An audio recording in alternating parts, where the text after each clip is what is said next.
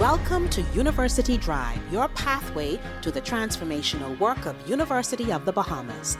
Our goal is to build a better Bahamas by shaping tomorrow's leaders today, finding solutions to challenges, and forging new opportunities for growth. University Drive, where faculty, staff, students, and alumni travel the road of progress together with you.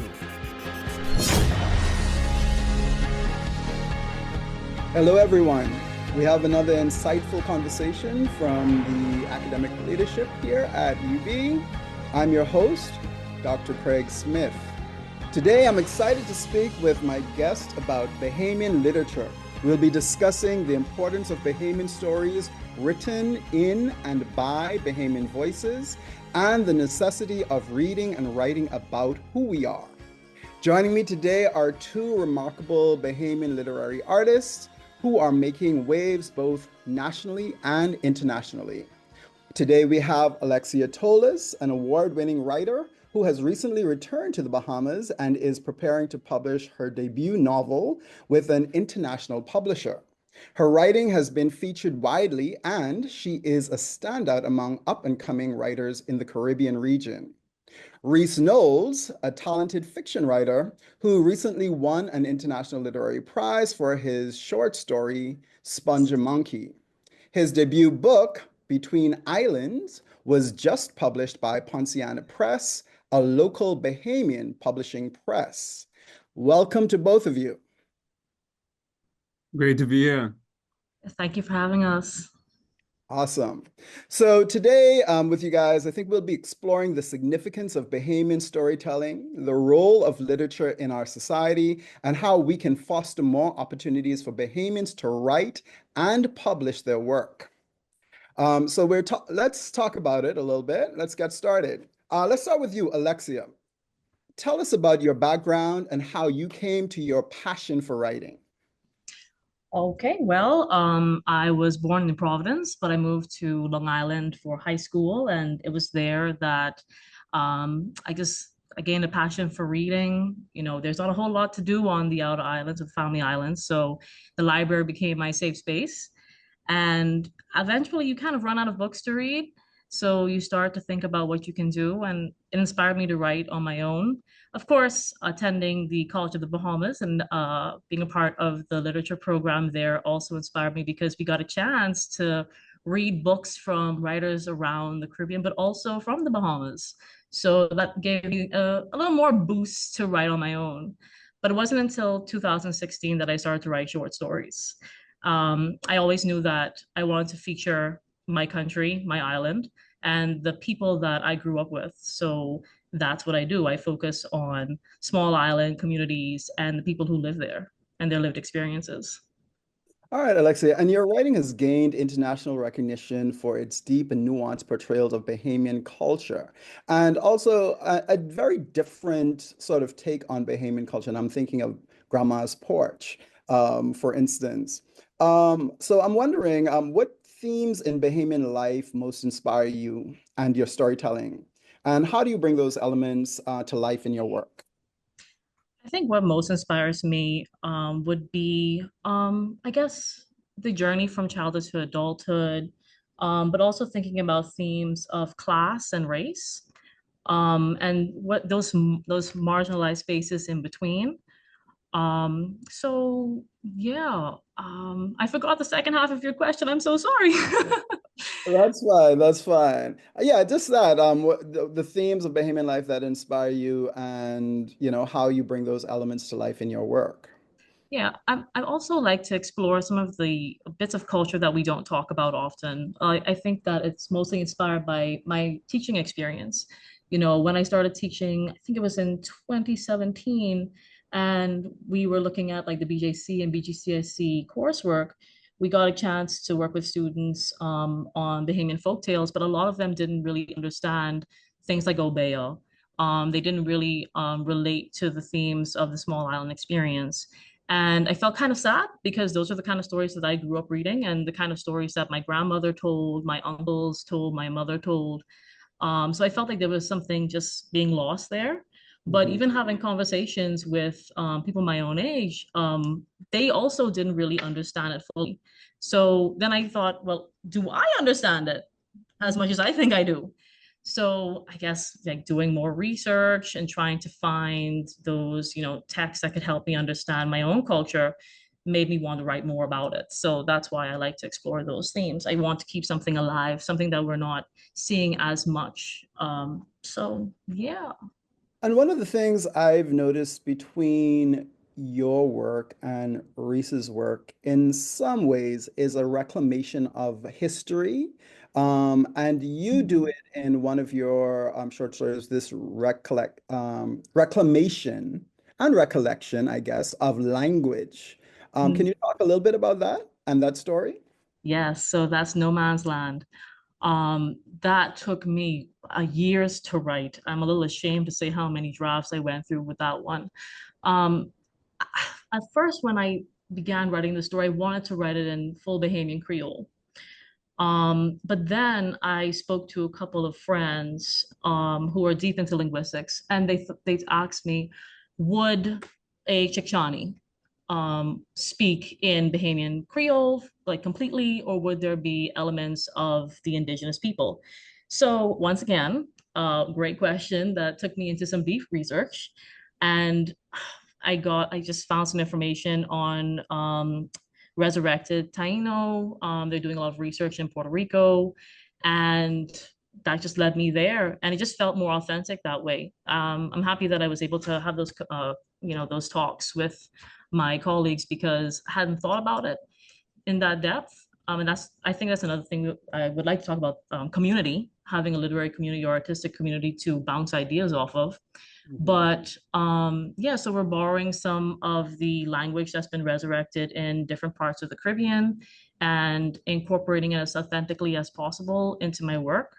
Um, and it's also been very interesting to see how that affects the way that we think about land, the way that we think about ownership, the way we think about how deeply we are rooted in our own country, considering that we are all coming from different parts of the world, whether by choice or by force. Nice. Yes, I like that. I want to get back to that idea of that language and reclamation of language and what you think, how you think that adds to um, the idea of Bahamian identity, but Caribbean identity at large, and that bringing together of people from across the Caribbean diaspora through language. But we can talk about that in a little bit. Rhys, let's get you into the conversation. How did you come to your love of writing and storytelling? And how did you learn to hone those skills? So I've always been obsessed with English lit. I remember having like transformative experiences with text early on, whether it be Franz Kafka or as interesting as Becca Lamb by Z. Edgel. And since then I've kind of like crafted my writing style and my writing voice by combining both regional and international authorial influences. So Gabriel Garcia Marquez.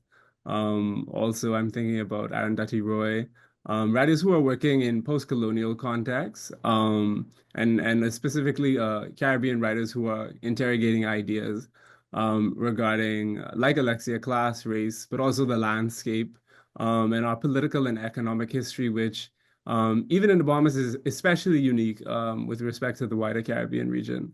So I would say, like literature itself, almost absorbed me.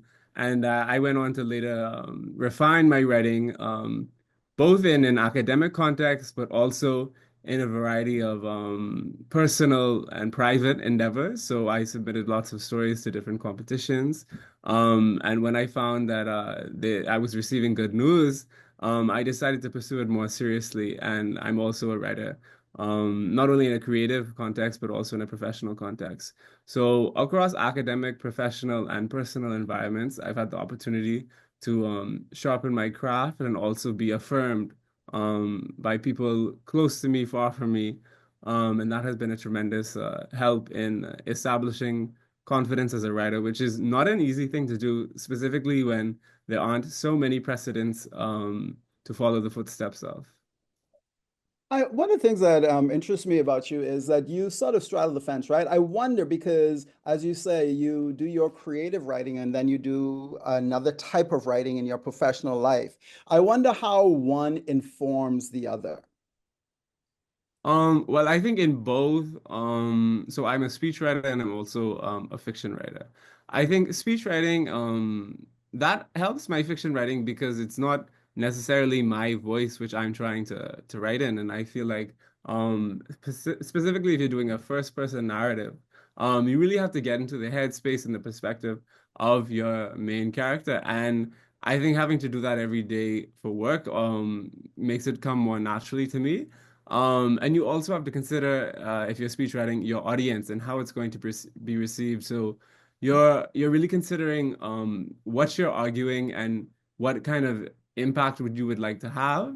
And I feel like those are things that I'm not exactly trying to do in my fiction because I wouldn't say that I'm particularly trying to convince a reader. But I am typically trying to raise an issue and promote a critical interrogation of an issue.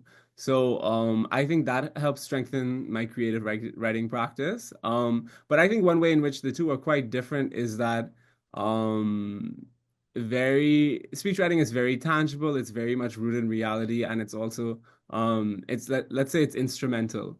I think I enjoy fiction because it's sort of useless if we're talking about let's say material outcomes. It's creative, it's just expressive. It can be like its own end, for instance. You don't need to really instrumentalize it. And I think that's what I appreciate about writing fiction. I can really dive into a topic, explore somebody's perspective, raise an interesting idea, and that is enough. And I feel like that is already quite a lot. And whether or not somebody fully takes what I have to say on board or not, I'm content with the fact that I've raised an issue and it is circulating out there, and people can come to it how they would like to. Yeah. And also, Rhys, you're talking about your stories, but a big congratulations is in order for you. You just launched your book. You just had your book launch this past weekend, Between Islands. So congratulations on that. I had the honor of reading your book ahead of the launch.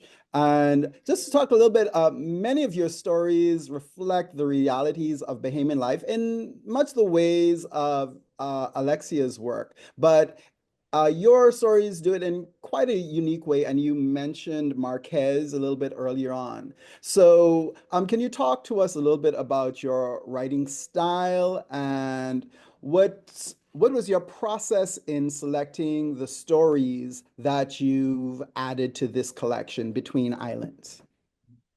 So first of all, thank you very much. I was delighted at the success of the launch.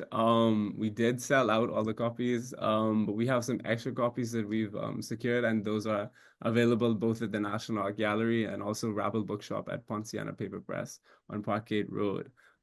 So when it came to selecting the stories for the collection, the earliest story I wrote was in 2019. I was actually in the States at that time, and that story called Friday Visits had won a prize.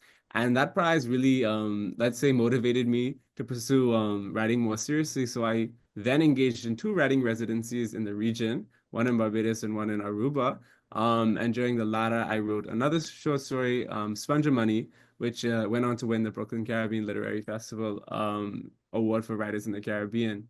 So I had let's say accumulated lots of different stories, which I felt echoed. They had similar ideas. It was typically maybe one to two main characters, which were undergoing some kind of sudden transformation in a surreal scenario. And I think in general, that's really what I'm interested in. I'm exploring really what happens here and which is what is very everyday, but perhaps to an outside audience will seem surreal, uncanny, and perhaps even strange. So I'm trying to really zoom in on those features of Bahamian life and indeed Caribbean life at large, which are quite dramatic and stunning and surreal, but nevertheless possible. So in one of the stories in the collection, it opens with droves of stingrays kind of descending onto this key. And these are dead stingrays now. And this is the first of a series of plagues in this story, which is titled The Key. And in that story, I was really playing with the idea of the island itself resisting this luxury tourism model, which is operating on top of it. Let's put it like that. Um, but at the same time, it's a romance story. It's dealing with how not only how tourists escape, but how Bahamians are trying to escape reality in their own country. What are the ways in which we're in exile, or how are we alienated and seeking to leave behind trauma or difficulty in some kind of way? So I think in general, all the stories are really looking at dramatic events that have a significant influence on the main character. And whether that's the collapse of an entire industry like sponging or an environmental extreme, we kind of go through the lives of these characters who are quite quirky. The men tend to be a little troubled, the women tend to be quite contrary, and we're just really with them as they grapple with the everyday in the Bahamas, which is naturally quite surreal. Yeah, and you say dramatic, but also somewhat traumatic as well. And I think that in Alexia's work, we also see that trauma or expressions of it anyway. How important is that in terms of when we're writing about Bahamian people, right? And not just the landscape, and not the landscape in the way that it's presented in tourist brochures, right? Because Rhys, I think in your work you write about the landscape in ways that is antithetical to the narrative that's being put out there, right? But you both write about Bahamian people as well, and I think it's important to, um, you know, get people in these stories in the land, right? Because oftentimes when we think about the narratives about the Bahamas, it's sun, sand, and sea. So why or how is it why is it important for you all to present these people and to present these people who are dealing often with drama and trauma? Well, I'll speak about w- the Friday Visit story, which is the earliest story in the collection. With that story, which is about an older woman with who's a single mother, um who her community has alienated her because the Friday visits she's having go against the prevailing idea, without spoiling too much, idea of how a woman of her age or a woman in general should behave. And so I wanted to write that story because there's not only kind of like that trauma of being socially alienated, there's a bit of family trauma as well, which I again won't spoil. Mhm. And I wanted to write that story to see if it was possible for that person to be reincorporated into her community. I wasn't sure how the story was going to end. I almost wrote the story as a way to be hopeful, as a way to imagine um, how how somebody could heal from that situation, whether or not that was available or possible. So I would say it's for me, it's very important, even if the story does not have necessarily a happy ending. I think it's important for fiction to imagine how the characters might overcome or how they might negotiate both present and past traumas. Because I think fiction can be instructive. I think it can give you an idea of how to live your life or an idea of how not to live it. So that's why it was very important for me because, and after I read it, every time I almost start crying because I really was like, I didn't think that this particular ending would work. And for me, I felt writing the story, I was engaging in a pretty radical act of hope and healing. And for me, I feel like fiction can really be a source of hope and healing in the wake of trauma. Wonderful. Alexia, same question. Yeah, I was thinking about what Ethan was saying, and it's this idea of it's the same for me, right? It's about reintroducing people who've been isolated from their communities to their communities. I think that, one of the advantages of being in an archipelago is that we have so many different iterations of what Bahamian culture is. But at the same time, when you're removed from that community, you tend to feel isolated. I wanted to in my work to kind of reintroduce characters to their communities, but also to talk about what happens in those communities, because I think as a Caribbean writer and a Bahamian writer in particular, we kind of have this natural resistance against the tourist narrative or the kind of brochures like you're talking about. I'm so sorry. Can you hear all of that on the next side of the room? Yes, we can hear you. Yes, I am so sorry. It's They have, fine. Your, they have, your voice is louder. okay, very good.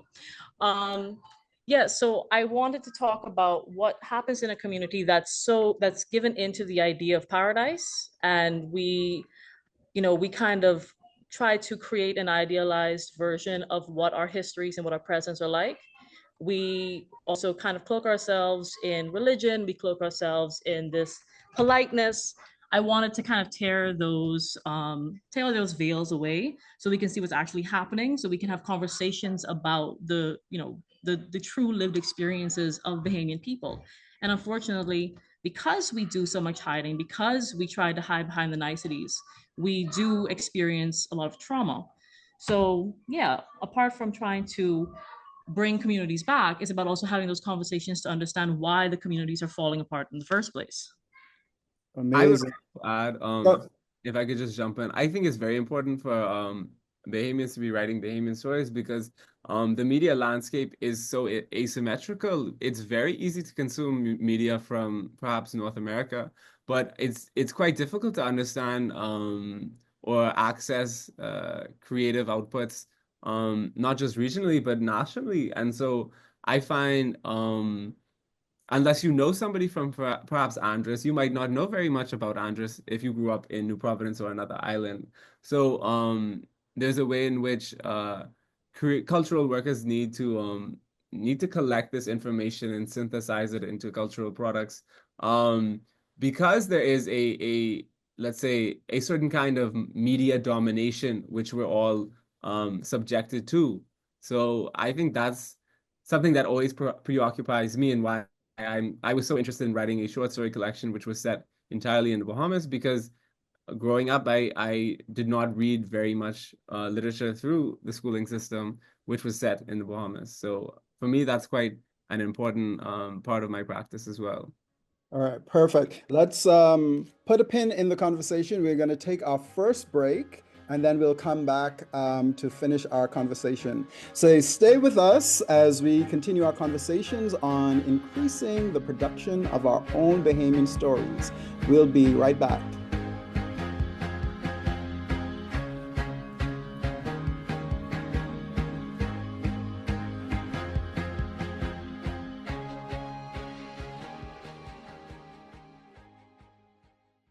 Chapter One Bookstore is proud to serve the students, faculty, and staff of the University of the Bahamas and the community at large.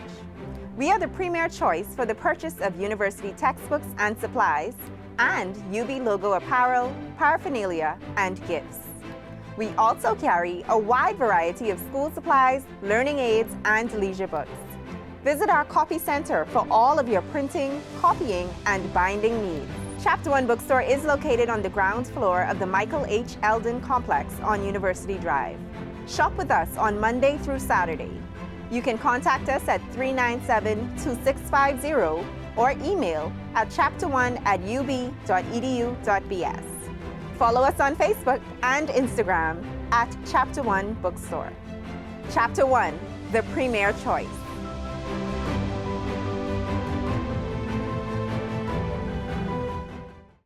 My name is Jeannie Gibson. I'm the policy assistant here at the Government and Public Policy Institute.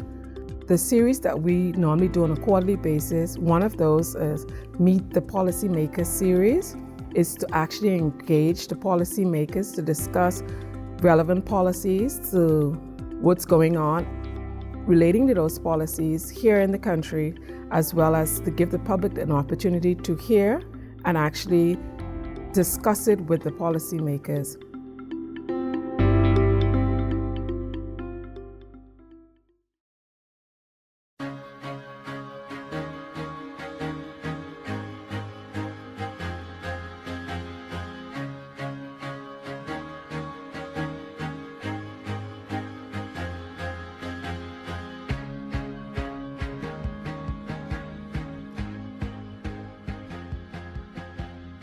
Welcome back to University Drive. I'm your host, Dr. Craig Smith, and your guests are writers Rhys Knowles and Alexia Tolas.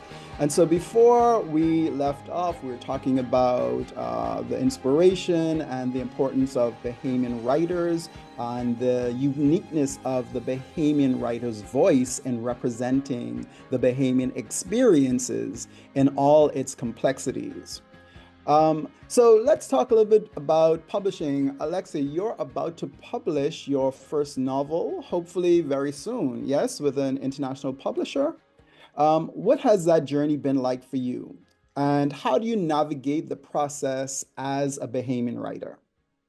Well, I'm still currently in the works. I'm about 2/3 of the way through my second draft of the manuscript.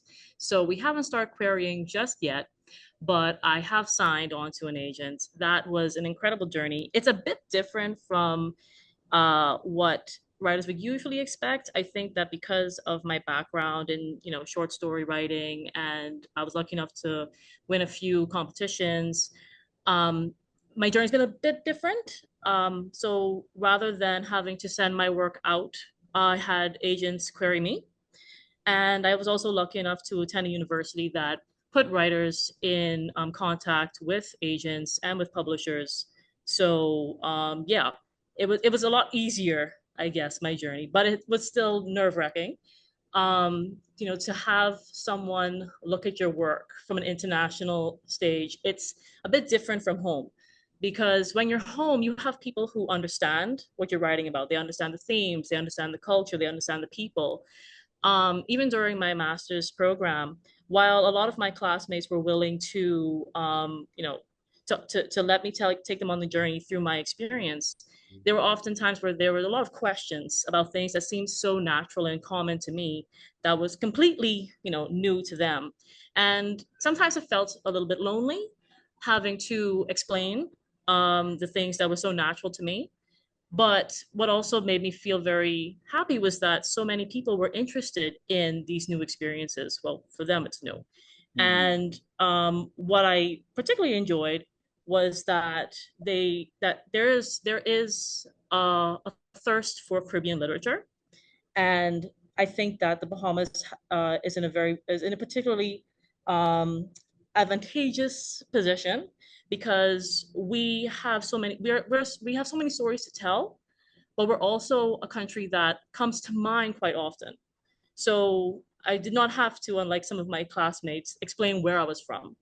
They know where the Bahamas is and they want to know a little bit more about it.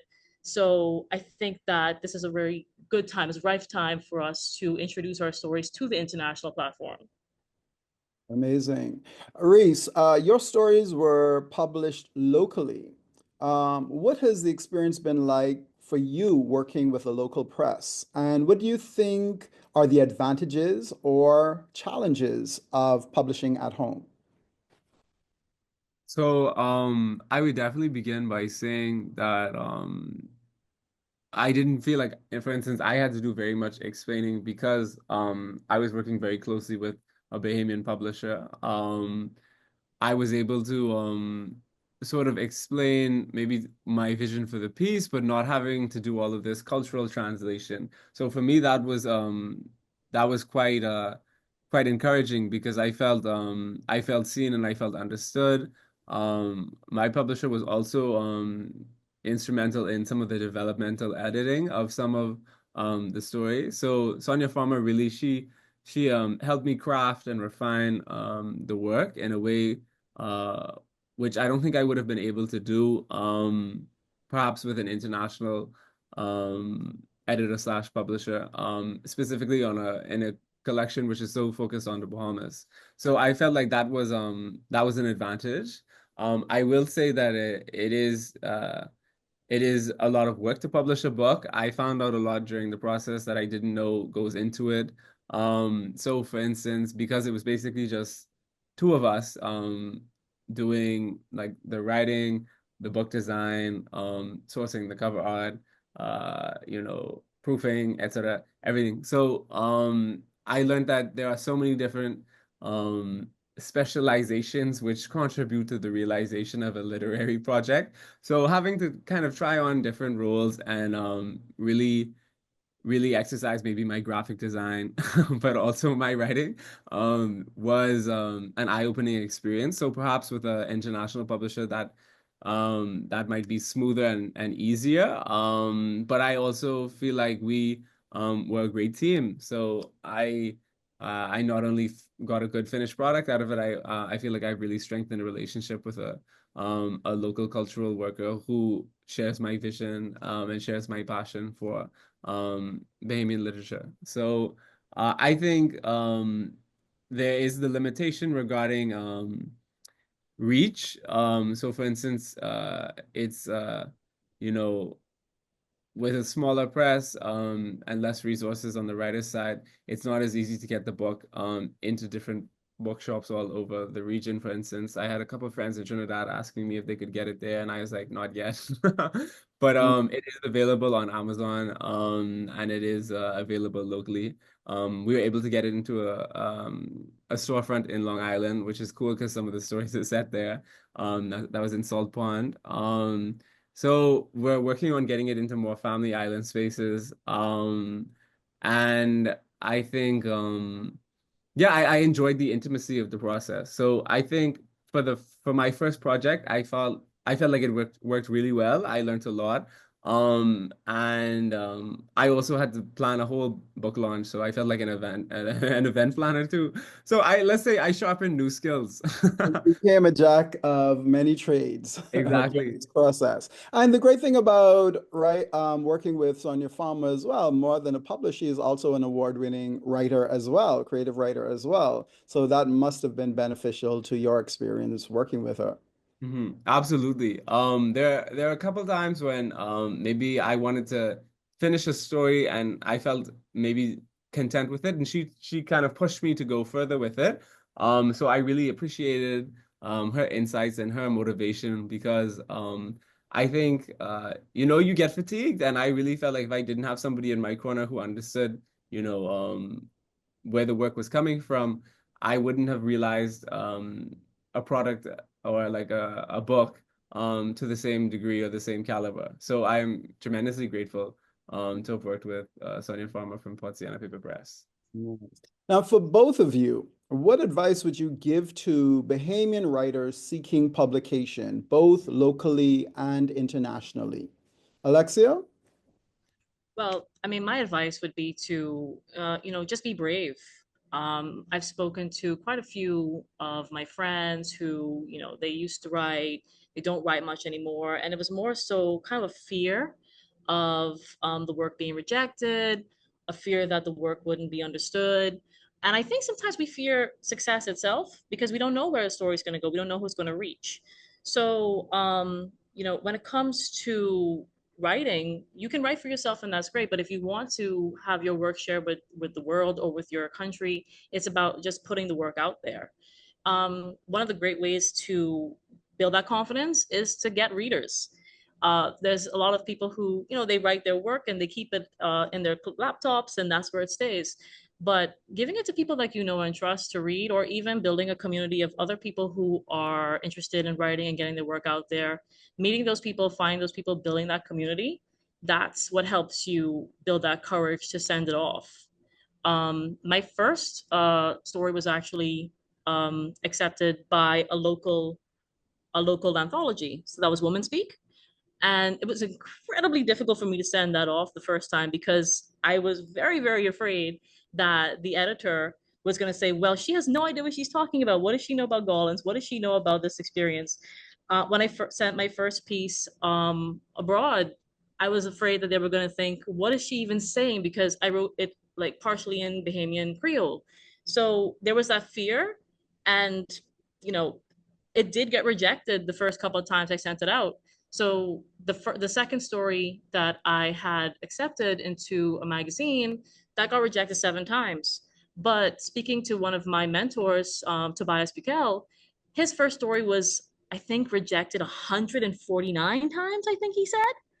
So it's just about being willing to put the work out there. And then if it's rejected, just taking the time to go over it, think about what you could do. Or sometimes it's about just finding the right place for it. So thinking about where else it might possibly fit. And then if it's accepted, keep writing some more. Yeah, so I would add to that that I think for me it was really encouraging to win or at least place in some early essay competitions during my secondary education. I recall feeling very let's say reaffirmed when I won I think it was a Martin Luther King essay competition. I think that was grade 11 or so. So that kind of leads into my second point, which would be that experiment with different writing forms. So it could be essays, but you could also write a letter to the editor or an op-ed in the newspaper, or you could write about art and culture, which is something I did through the National Art Gallery of the Bahamas as well. And I think when you accumulate that experience across different genres of writing, it really does inform your creative practice, which could then, and this is my third point, serve you in a writing residency. So I was fortunate to participate in grant-funded writing residencies, courtesy of both my university at the time and also the Charitable Arts Foundation. Like I said, in Aruba and Barbados. And not only did I meet other creatives from around the region, but I had this dedicated time to really invest in my practice and figure out what I wanted to say, you know. So, and I say the last thing is because I think Alexia really touched on the submissions and you know being able to accept rejection. I think it's important to have mentors. You know, they could be an English teacher or they could be your mommy. Like, you know, I think as long as you have somebody who's in your corner who believes in what you do and maybe may or may not point you in directions of where your work can be distributed. I think that's tremendously valuable. So yeah, I would say, you know, push your writing out there. And take part in every creative opportunity you can. And you might just run into a mentor. You might not even have to secure one yourself. So that would be my advice. Perfect. Yeah, so I just want to piggyback off of Ethan for a moment because, finding mentors, that is an incredibly useful way to encourage yourself to write. I remember when I first submitted a story to the Commonwealth Short Story Prize, it was rejected. It did not get far at all. But what I was offered was a week-long, all expense paid workshop in Barbados to work with writers like Jacob Ross and Karen Lord. And those two became instrumental in, developing my writing. If I hadn't taken it, I mean, I did think they were going to steal my kidneys when I first got the invitation because I had no idea what I had submitted my short story to. But I met so many interesting people, so many great writers who I'm still in contact with, who continue to read my work and I read theirs. And I'm still in contact with those people today. And they've introduced me to so many other opportunities. So Karen Lord, she introduced me to the Clarion West workshop for science fiction and fantasy.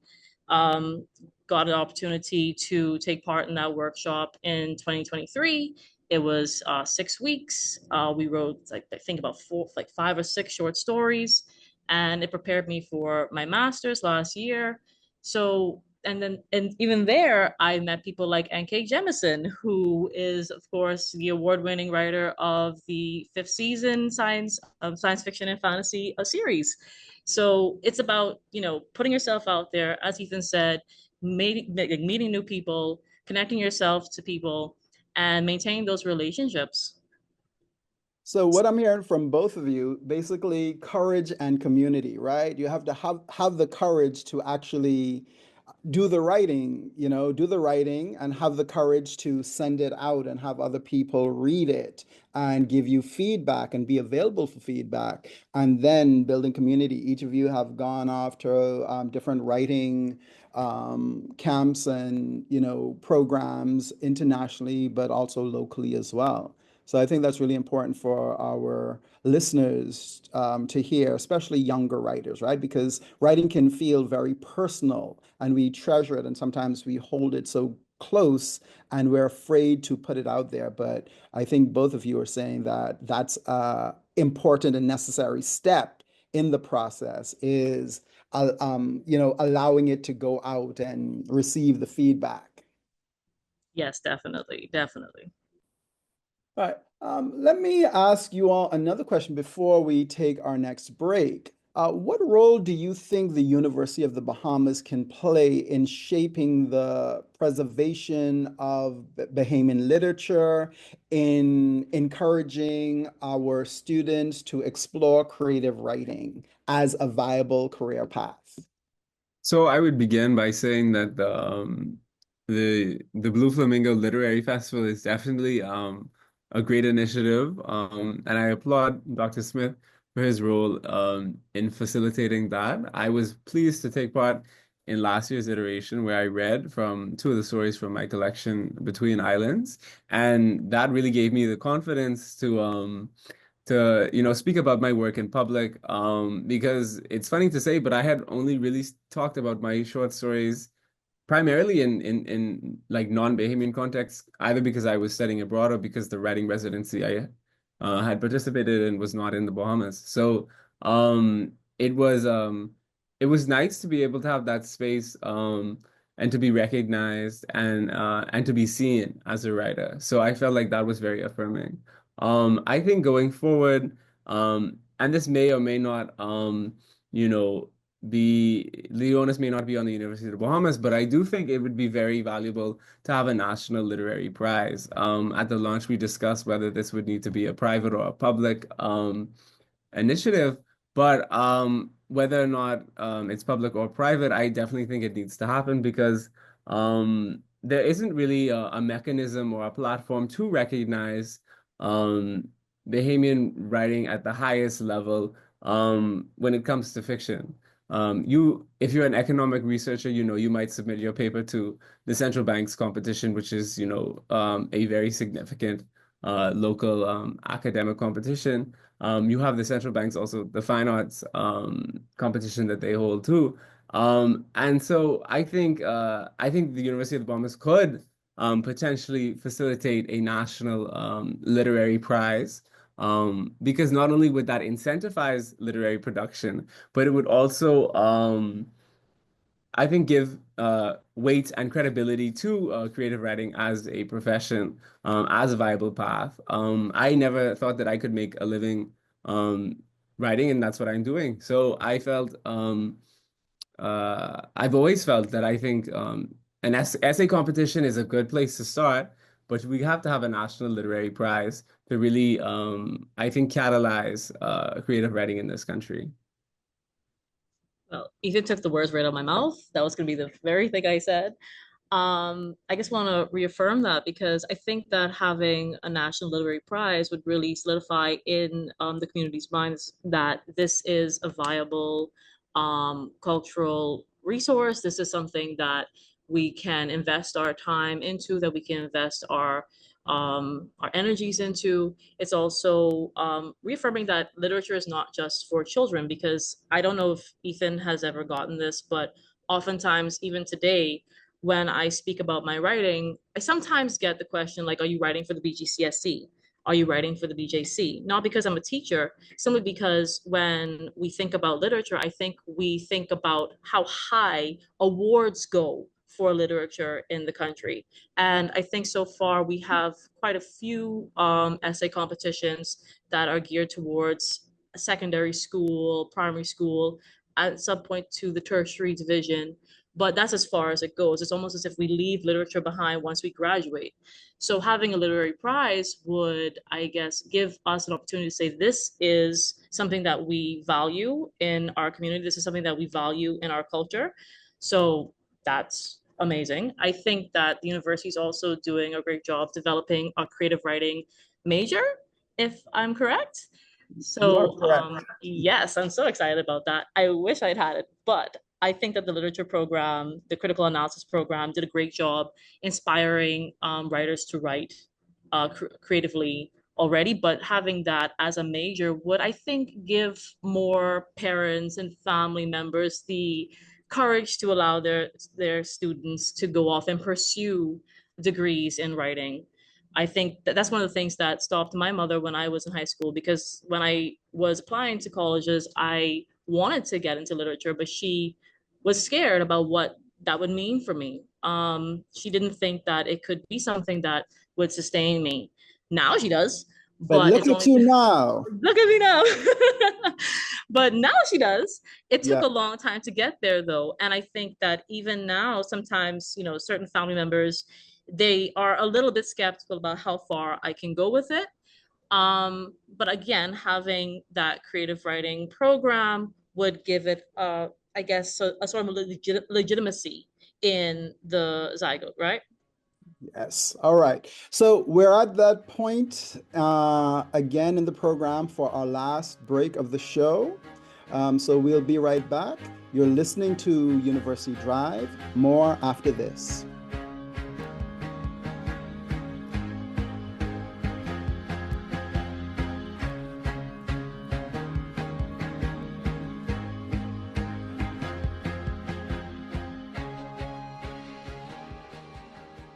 The one big draw of doing a doctoral degree here is that you don't have to move and you don't have to take your family to a different place, and so you can do it right here. The same abilities that you would have in UK or with America with being able to research is available here. And we now have all these facilities, and so they can take advantage of it at a much cheaper cost to the individual. My name is Jeannie Gibson. I'm the policy assistant here at the Government and Public Policy Institute. The series that we normally do on a quarterly basis, one of those is Meet the Policymakers series, is to actually engage the policymakers to discuss relevant policies to what's going on relating to those policies here in the country, as well as to give the public an opportunity to hear and actually discuss it with the policymakers.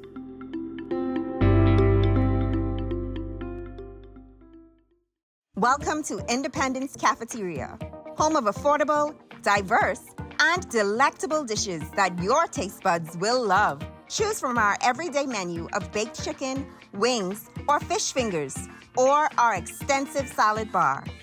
Build your own pasta, grab something hot from the grill, or ask about our special of the day. Our full team of culinary professionals can't wait to serve you. We're located in Independence Park at University of the Bahamas' Oaksfield campus.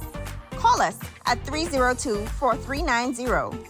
Download the app or order online at www.independencecafeteria.com. Your taste buds will thank you.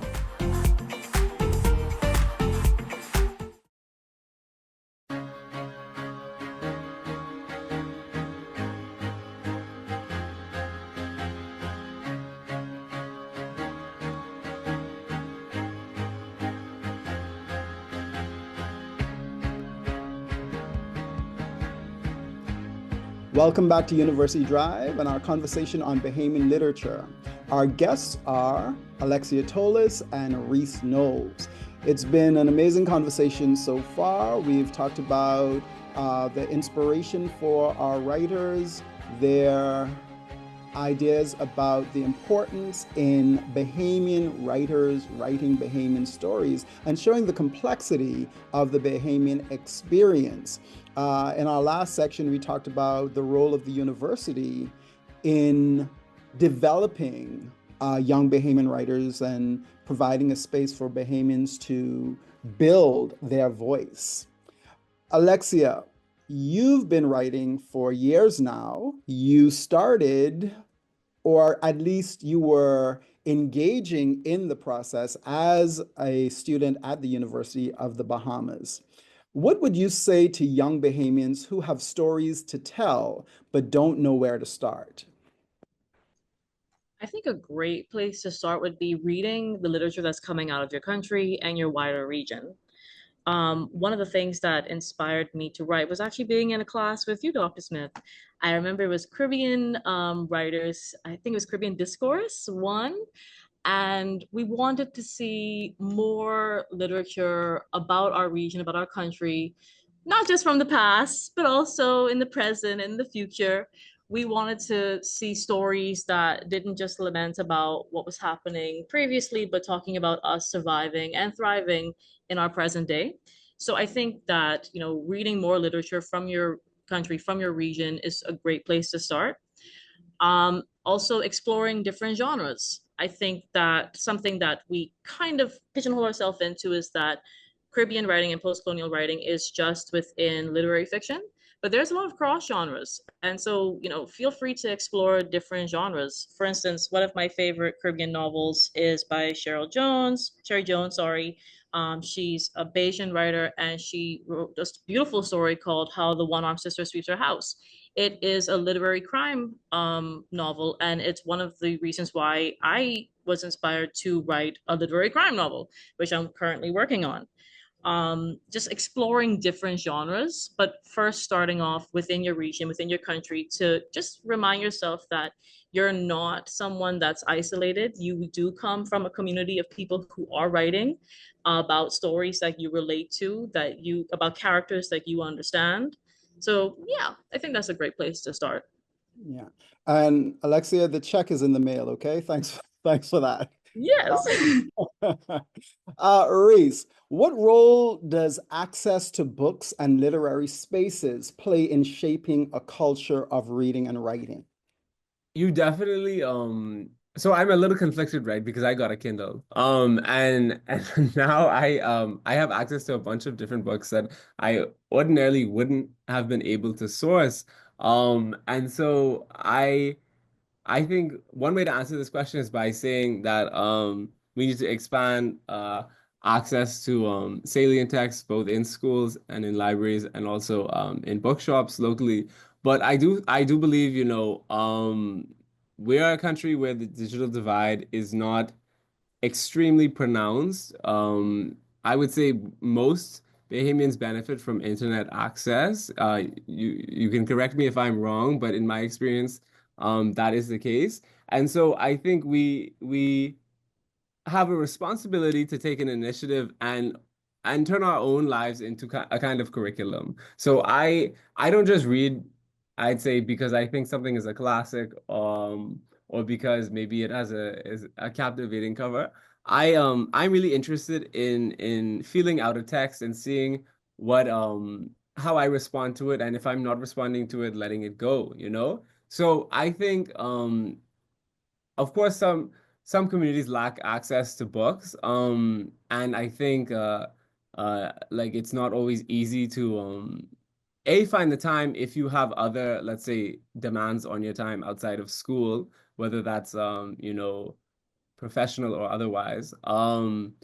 But B, I think it's really crucial for um, for writers to take initiative and to seek out those texts which will change their lives and will influence their practice. I didn't read very, very much a few years ago, not because I was like too busy, but I just found it very difficult to find, let's say, texts that were affordable and that I was interested in.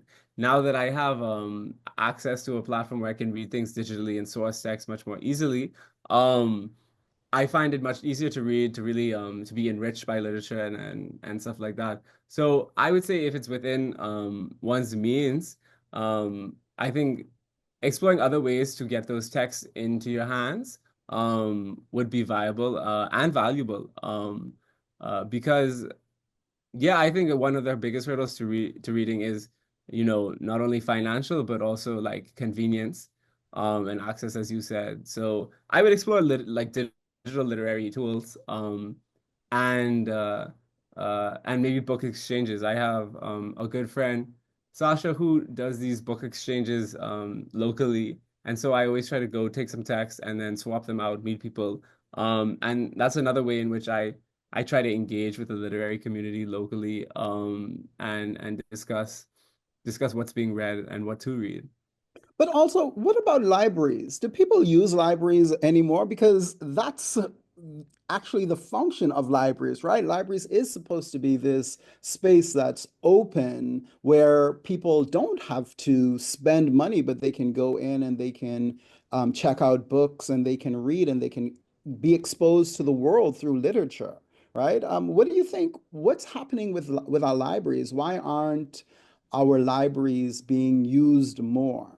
I also remember, I think it was a few years ago, that someone had started placing these small compartments on trees throughout Nassau, I believe, where they would put books and people could just come and take a book and then return it once they're finished reading it. I think that was here. Does this sound familiar to you guys? Yeah, It there's one at Goodman's Bay. Okay, yes, I thought so. But yeah, so I think more of those because I think you make a good point, Reese, in terms of accessibility. And unfortunately, there are parts of the community where we don't have access to electricity all the time or access to the internet all the time, right? Or even there are some of us who don't have these devices, right?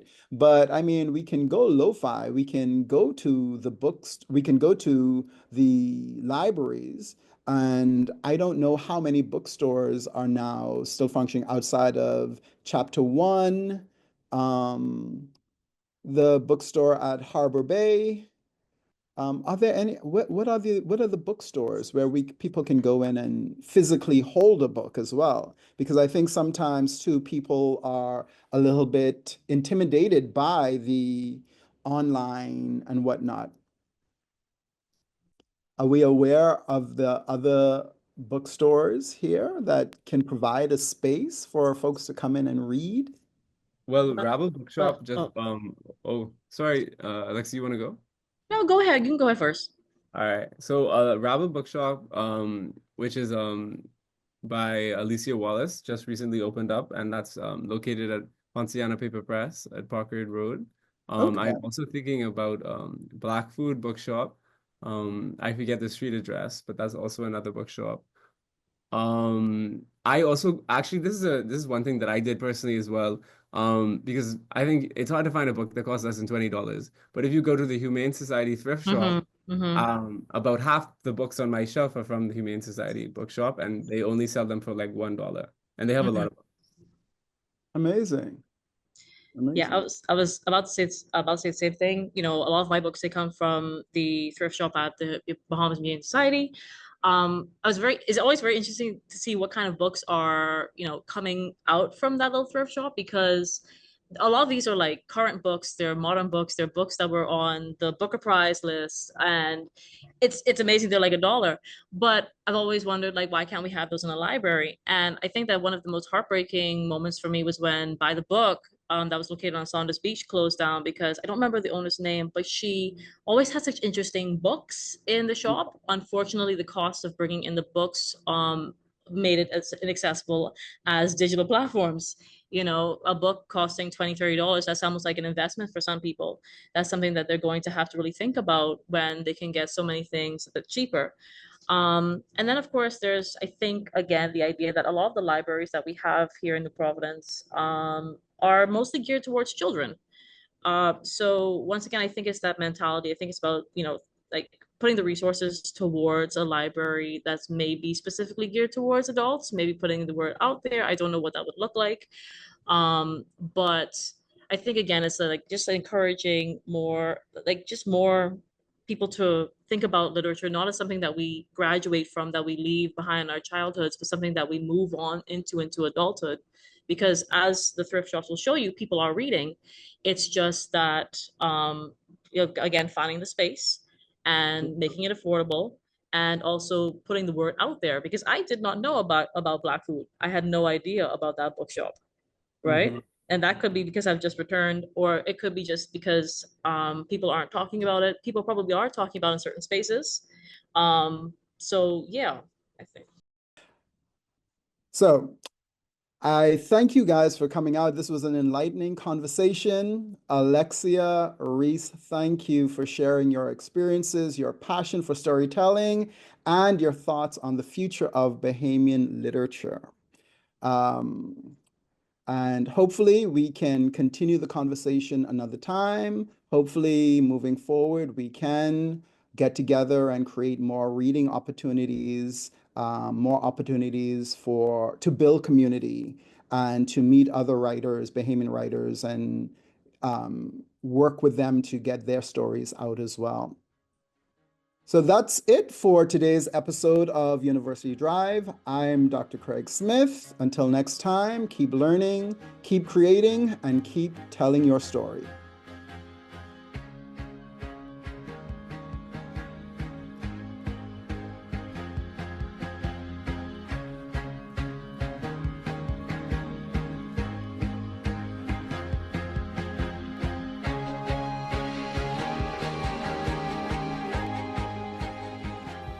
University Drive is a production of the Office of University Relations and the Communications and Creative Arts Academic Unit at University of the Bahamas. All rights reserved.